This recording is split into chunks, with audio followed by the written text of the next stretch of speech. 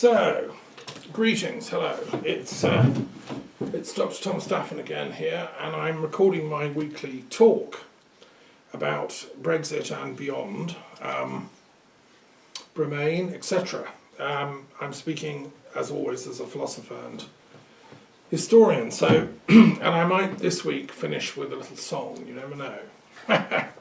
I want to talk this week generally about the role of intellectuals in today's society. It's a thing that has always interested me. There's a field called the sociology of knowledge, which a man called Karl Mannheim developed at the Institute of Education, which is where I used to teach and work. And what is the function of intellectuals in today's society? It seems to me it's precarious because we've entered this post-truth world where truth is what the social media, says it is, and if you pay for that enough, like Farage and co are doing and the Brexit lobby, then you buy truth, literally, and then you can wipe out cultural memory. This is something that greatly disturbs me, and I've followed it for many years as a conflict resolution expert. For instance, when I was living in Wales, very interested in the Druids, the ancient Welsh legends and so on, I discovered that at a certain point during the conquest of Wales by Edward I, he gathered all the books of Wales together and had them all burnt, and destroyed. You wipe out the cultural memory of a people and then you can conquer their spirits.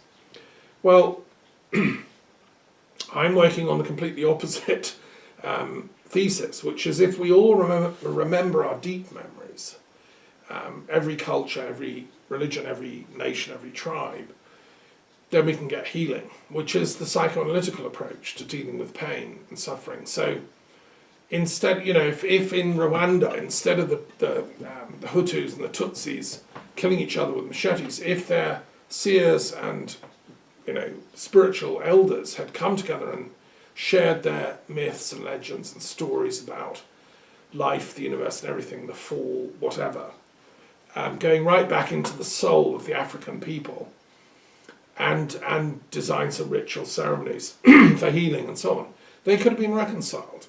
That's the function of the Druids, which are the true intellectuals of any culture. The Druid is simply the Dharma seer, the one that holds the truth. It's there in Buddhist culture, it's there in Jain culture, it's there in ancient Celtic culture, which is part of that universal Indo-European wisdom tradition that has come down in different forms, which is also connected, I think I've proved in my book, The Kabbalah Runes, to the Hamito-Semitic prophetic tradition. It's a seamless web going back into prehistory. The ancestors of what we call the Hebrews or Jewish tribes, the Arabic tribes, the Midianites, the Moabites, all of them, the Arabs, etc., they all come from one common root, and the ancient Egyptians are part of that, the Ethiopians and so on. So we need to celebrate what's universal and what's the joined upness of things. And that's what I want to define the role of the intellectual. What is an intellectual? It's a peculiar kind of animal. It's the one that will, like the eagle, fly up to a place of height that can then perceive the interconnectedness of knowledge. Most academics aren't also intellectuals, sadly. They just work in their own little, Darwinian earth-turning furrow. I mean, Darwin was a typical, not intellectual. I mean, he's a reasonably intelligent man, and I've studied his life and works for years, but he could not join up, interconnect things. A.R. Wallace, his co-discoverer of natural selection, was a much more clever and a deep person, actually, a deep thinker. But because he didn't have the middle-class connections that Darwin had, so the theory has become Darwinianism. It should be Wallace-Darwinianism. But this is to do with the sociology of knowledge. The visionaries often are not the ones that leave the trail in history because of the socio-political reality of oppressive social structures under which we live, which was Marx's point. You can't find truth in abstract. It's within the geopolitical reality of the political economy under which you're living. He was a great thinker, a polymath, a joiner up of thought, But even he failed to integrate some things. I've got a thesis that I'd love somebody to do a PhD thesis on, which is that Marx had never actually properly read Hegel. There's no evidence I can see he'd ever read Hegel's lectures on the philosophy of religions, that he'd ever read Hegel's Aesthetics, he'd ever read the works on the philosophy of history by Hegel. So these were the great masterpieces of Hegel's life. Marx didn't ever read them. I'm not even sure he ever comprehended the phenomenology of spirit that was, a visionary work, and people are still trying to work out what it means. So what we call Marxism, which was a critique of Hegelianism, was actually, a false construct, because the man never did the joined-up thinking that a true intellectual has to do. So I would say Marx was a semi-intellectual. Okay, so what about different religious thinkers? Can they be intellectuals? Yes, I think they can if they also do critical reflection and thinking about their tradition. So Abelard, who I'll return to later, was an intellectual, but he was also a Christian. He just wanted to work out the reality of truth, and he sort of developed biblical studies to analyse these contradictory texts. And he was called a heretic for wanting to use reason, but I don't think he was a heretic at all. He was an authentic, genuine Christian, because in my tradition, the Thomas tradition of Christianity, the disciple Thomas was the most Gnostic, because he said, look, I need proof. You may be Jesus, the Son of God, you may have risen from the dead, but I'm sorry, I still need proof, right? I'm not just going to accept it because you say X, Y, Z. And I follow that tradition. My Christian name is Thomas. I'm within that tradition or lineage of the Thomas Christian tradition, which wants proof. And so was Abelard. And to me, Thomas was the intellectual among the disciples. So that's why I've ended up running the World Intellectual Forum. So what are we trying to do? We're trying to bring together the great thinkers of the planet, the intellectuals. There's a few left. I mean, please, if you know any, send me their name and email address. We're trying to bring them together from every continent, every religion, every culture, to really look critically at the state of the planet and what we can do about it. Because the interfaith movement is very good, and I've played a big role in that. I was Secretary General of the biggest interfaith group around in the world, World Conference on Religion and Peace. I went to the Vatican, I met the former Pope, John Paul II, I met cardinals, and I went to loads of top-level interfaith conferences, and the trouble with them is that they don't ever do any actual thinking. Bless you, I tried, but what they do is, their vision is, and it's not just them, it's others, the World Parliament of Religions, the World Congress of Faiths, and so on. The people stay, like chess pieces, they stay black or white in their own box colours, like Game of Thrones or something. You come together every now and then, you make declarations saying that the world should be a better place. But you never do the deep thinking, critical reflection on the faith traditions that we actually need to move on as a planet. So you come together and then you go home, you're still Jewish, Muslim, Christian, whatever, Buddhist. Nothing's changed. It's just that you met some interesting people and had a rather good away weekend. Well, that's not what we need, bless the interfaith movement. What we need is something deeper, which I call the interphilosophical movement, which I've also been involved with. And I'm currently Vice President of the International Philosophers for Peace community. And that's what's helping create this World Intellectual Forum. What we're trying to do is do that deep joined-up thinking that the faith traditions are not doing. Now, there are some faith traditions that are actively opposing the work of intellectuals. And unfortunately, I have to say, the Wahhabi school of Islam is probably the most notorious on the planet for that. You are actually in danger of your life if you do too much joined-up thinking and, want to proclaim your faith in the Quran and in Muhammad as the prophet of God. And if you go into the Quran in depth, it's amazing. But you might be accused of being a Sufi or a Shia or whatever, and then you'll be killed. So intellectual freedom of thought has not hit Saudi Arabia yet, and that is one of the black spots on the planet that has coordinated the World Intellectual Forum I'm very disturbed about. There are brilliant people in the Arab world. They deserve better. And the Saudis deserve better. This is nothing against the Saudi as a people. I've known amazing Arabs, I love them. They just have to grow back up to their full stature as intellectuals. And bless him, Ibn Wahhab was not an intellectual, he was an anti-intellectual. And came from a very narrow branch of Islam, which is anti-intellectual. This is behind a lot of the problems of the geopolitics of the Middle East, because it's that faction of anti-intellectuals who are bombing Yemen, who are trying to get America to declare war on Iran, who are trying to silence freedom of thought in their own country, and if they had their way, anywhere else. I also think they've been paying for and supporting Brexit in a major way. The facts will come out when the archives are released, but I'm pretty sure intuitively. We know that Saudi money helped fund the DUP advertising campaign for Brexit. So, there are many, many questions that should have been asked in Parliament if authentic oppositional MPs of intelligence had been there. We've had some. Paddy Ashdown would have asked these difficult questions. Nick Clegg, if he'd not been chased out of the country by some unfortunate misunderstandings. And some of the Labour people are highly intelligent, but they've been silenced by, unfortunately, the mediocre leadership which they've got, which is, hasn't been able to work out that 2 and 2 equals 4, i.e. Brexit equals destruction in the UK. I mean, you've got to be pretty slow-witted to not work that one out. So anyway, what do intellectuals do in politics? Well, we have to jump up and down and campaign for peace, but peace through the deep merging of the higher metaphysical understandings of different world cultures, not a shallow peace by diplomats that can be broken tomorrow. Look at this pact that America signed under Obama with Iran. New president, they just tear it up. That's not peace. That's charlatanry and Machiavellian diplomacy. What I'm talking about is where we come in as intellectuals, is we work out the real peace treaty that's needed. This is the periodic table of the world's religious and philosophical systems. I've copied Mendeleff's idea of a graphic presentation of the elements.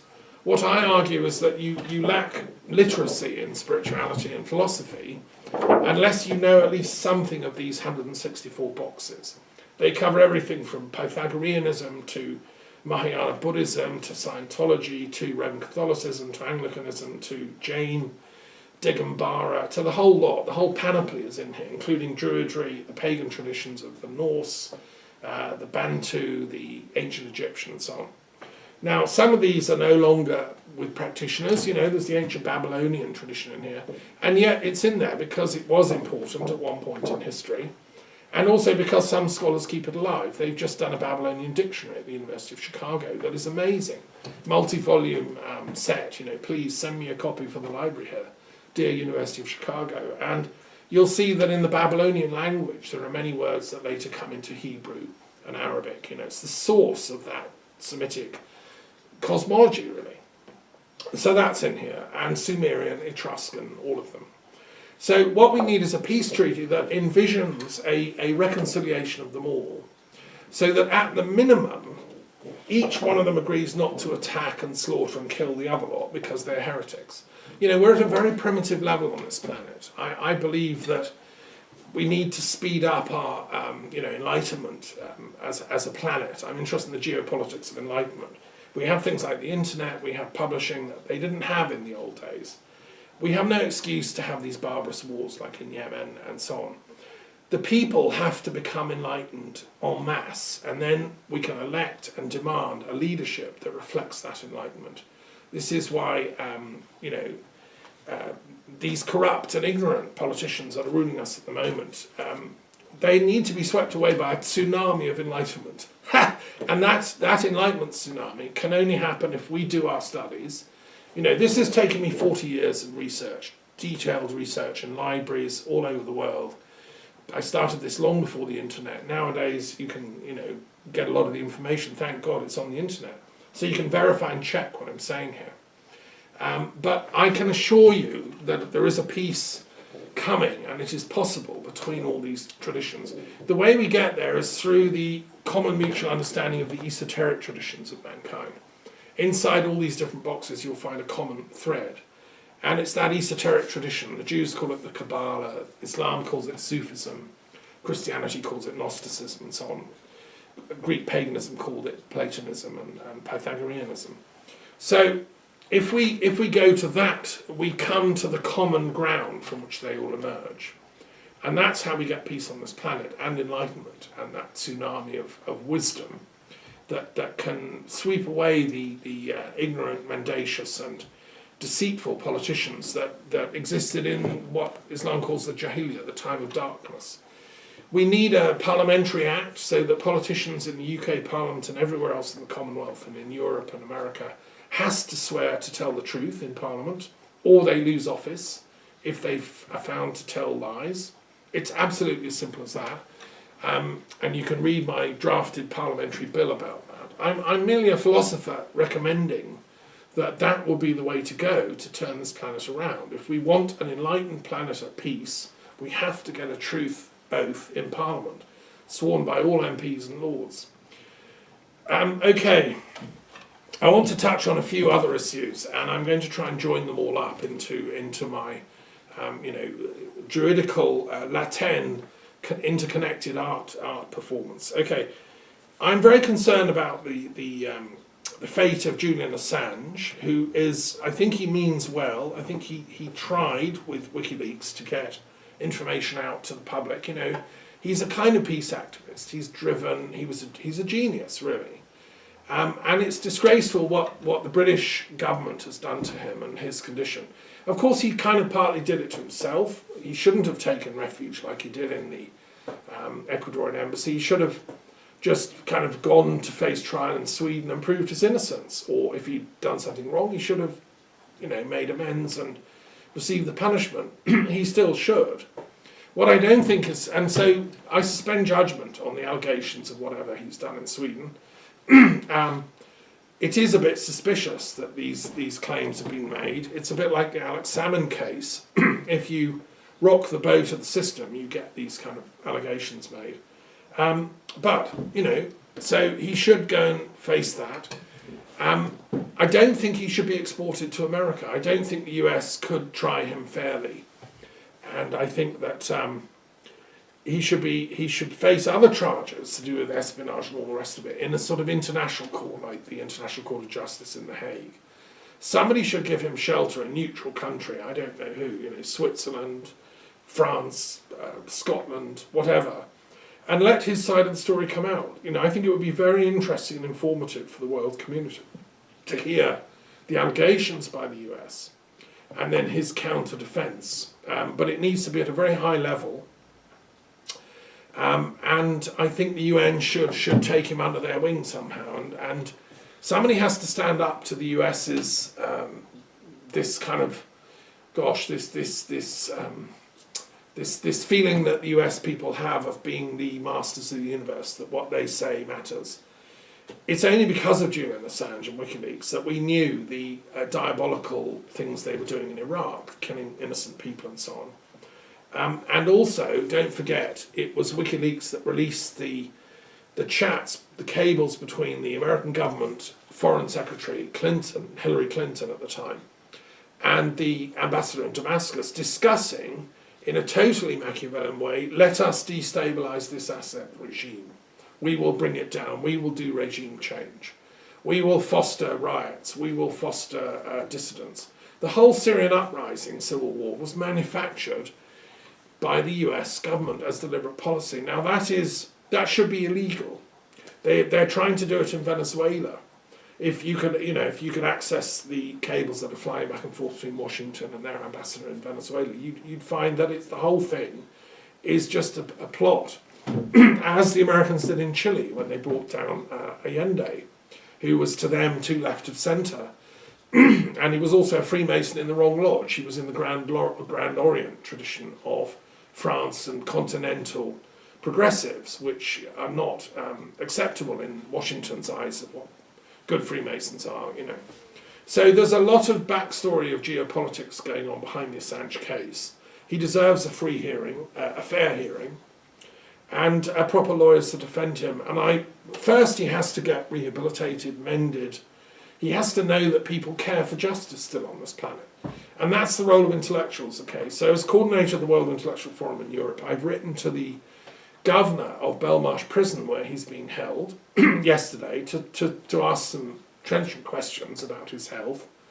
And I've asked for permission to speak to him on the phone. I mean, I think prisoners are allowed to take phone calls. We'll see what the response is, and I'll let you know next week.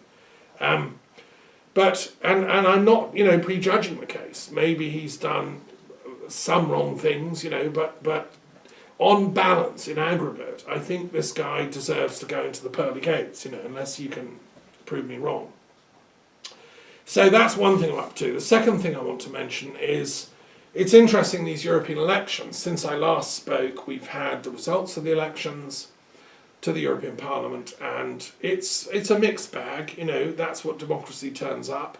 There are people on the right, there are populists, there are lots of Greens, which is very good, more Greens. There's still a hard, democratic socialist tradition holding its ground. There's a strong liberal democrat tradition. And there's the conservative, sort of centre-right Christian Democrat tradition. And I think it will be a very good parliament. I hope they do the right thing. What I find a bit disgraceful and shocking is that Britain is going to send this bunch of Brexit MPs who are going there to wreck the place, as far as I can see, like this crazy woman, whose name escapes me, but, sort of totally bonkers hard right Tory who's now masquerading as a Brexit person. Good Lord. So I personally think that parliamentarians should take a truth oath. They should all, and this is something I think the European Parliament should do as well. If they're going to tell the truth, fine. If they don't, then they have to lose office.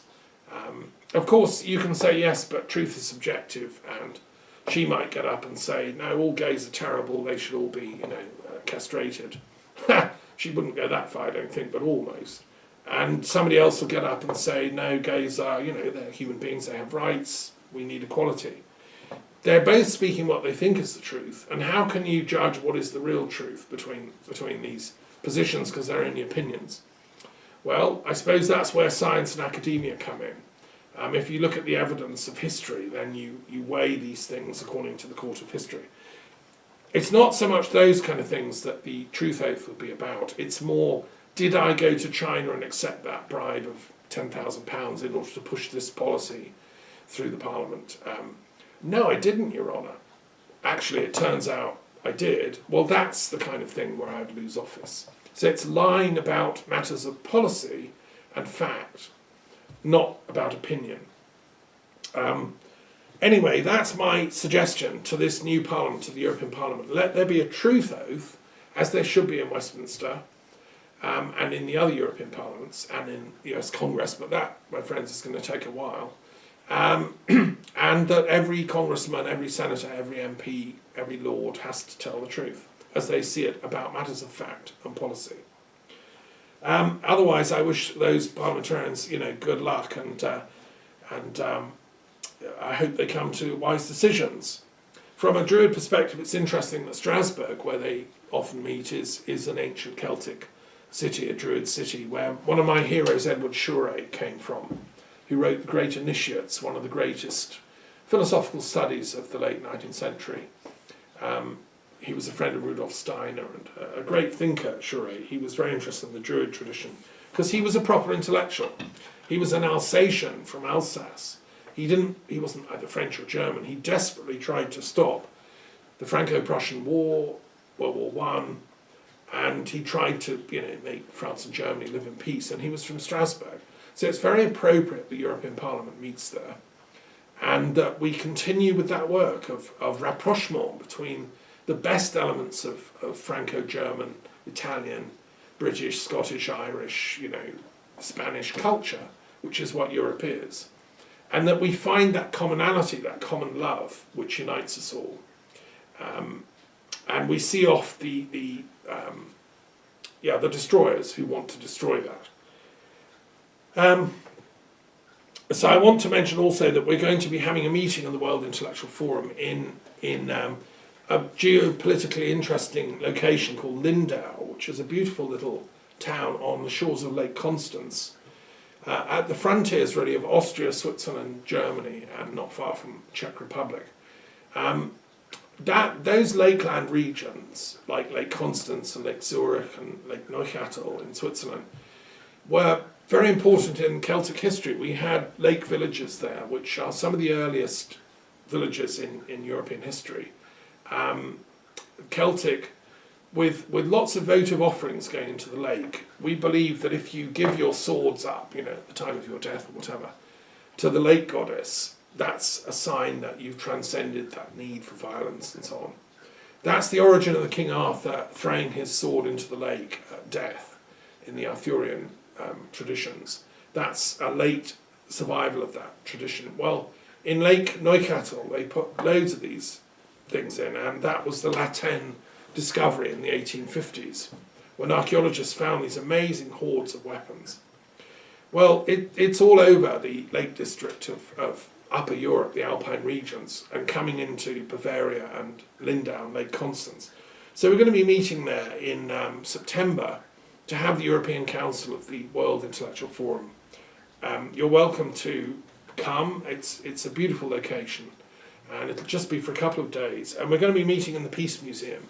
There's a wonderful European Peace Museum in Lindau, which is a sister to my European Peace Museum here.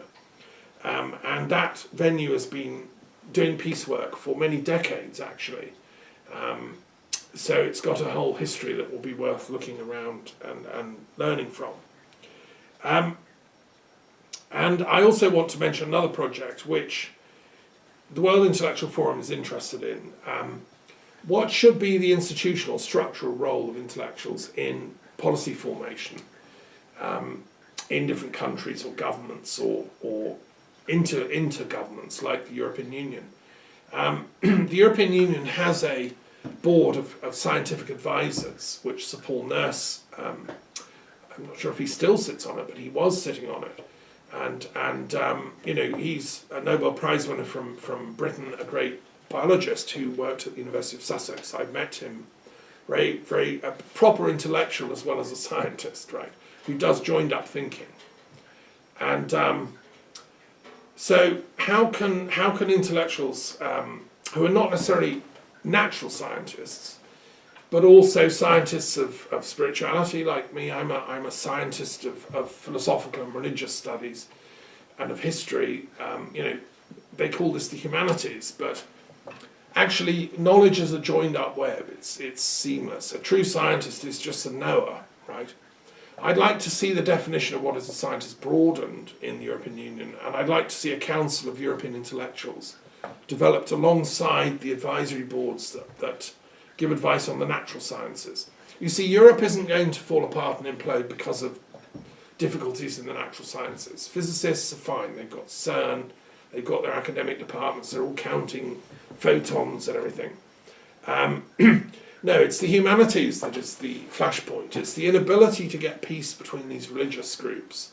It's the huge immigrants that have come into countries like Sweden, where there's apparently, Swedish friends of mine tell me, there are now battles going on in the streets of some Swedish cities between different factions of these influxing immigrants who come in from wherever, Somalia, Syria, etc. They're now fighting each other and causing mayhem. So how do we solve those kind of things? Well, that's what the European Union has to work on. And it's true in other countries as well, not just Sweden. So that's soft knowledge, which is concerning how faiths, how ethnic groups can find a way to coexist in peace and harmony. So I think a council of intellectuals for the European Union, it would be a very good idea, and I'm working with colleagues. How we do that, is important. In the British system, when parliamentarians still had some integrity, and before you could buy Parliament, which is what's happened now with our world of foreign interference through social media in the electoral and democratic processes, which is what happened in 2016 referendum. That's why I'm so against implementing Brexit without a second referendum, which should be absolutely strictly policed by the electoral authorities to make sure that it's not tampered with, those results. So, yes, I think that there needs to be it's a problem affecting the whole European continent, is is how to upgrade our democratic processes so that they're not swayed and influenced by the kind of the currents of mob thinking. You see, I mean, yeah, the role of intellectuals has to be one of stimulating critical thinking and equipping people, young people, students, but everybody, to think critically about the kind of information they see. I mean, Buddha, who was a very great intellectual in my opinion, said, you know, you have to work out your own salvation with diligence. Don't accept anything I say just on trust. Accept it, offered in good spirit, but then test it, look at it empirically. That is the definition of what a scientist is, a true knower. Okay, so as an example, I want to give another alarm bell is going off in my mind that I want to share, which is in Italy, apparently, this hard right guy, Salvini, who doesn't strike me as a proper intellectual at all. He's reasonably clever, but he's playing this populist, you know, card, anti-immigrant, anti-Muslim, anti-everybody that isn't pure blood northern Italian. He's with this Lega Nord. You know, Sicilians, no, they're not real Italians. You know, he's lost the plot of what it is to be Italian. I've been studying recently the Druid impact in northern Italy. There were many Druids there who were working with the Etruscans. Etruscan culture was an incredible, sophisticated culture in northern Italy and north central Italy. And were they real? You know, were they Italian or not? I mean, actually, they came from Anatolia.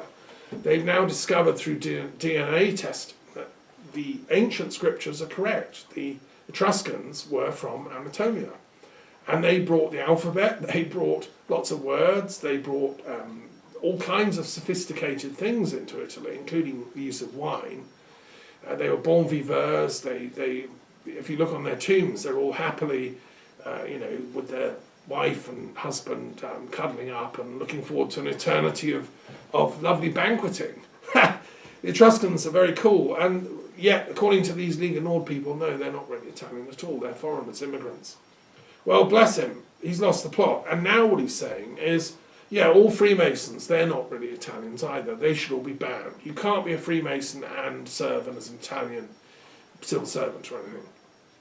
With all due respect, this is just completely and utterly bonkers. The Freemasons are an ancient body who go back to esoteric roots, actually in the Italian Renaissance, at the time of John Dee and others of these polymaths.